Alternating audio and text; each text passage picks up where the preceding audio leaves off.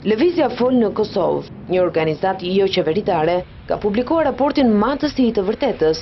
raport në të cilin janë vlerësuar deklaratat politike të krerëve më të lartë të politikës kosovare, ndër të cilët Hashim Thaçi apo edhe ministrat e kabinetit të tij qeveritar. Një deklaratë e kryeministrit të Kosovës, Hashim Thaçi, dhënë gjatë fushatës zgjedhore në 2010-ën, se qytetarët e Kosovës do të lëvizin pa viza brenda 15 muajve, është renditur në krye të deklaratave të pavërteta që ka nxjerrë lëvizja Fol në raportin e quajtur Matësi i deklaratave të zyrtarëve të lartë. Edhe zëvendës kryeministri Eredin Kuçi është përfshirë në këtë raport për deklaratë të pavërtet, kur ka thënë se ligji për konfirmimin e pasurisë të palishme do të nxirret brenda 6 mujorit të parë të këtij viti. Në raport përmendet edhe ministrja kosovare për integrim Vlora Çtaku, si dhe ministri i infrastrukturës Femi Mujota, të cilët janë kritikuar ashpër për deklarata kontradiktore. Asnjë antar i kabinetit qeverisës të kryeministrit Thaçi nuk përjashtohet nga raporti Matësi i së vërtetës, herë të kritikuar për deklarata qesharake, herë për deklarata të rreme apo të pavërteta, e herë për deklarata kontradiktore.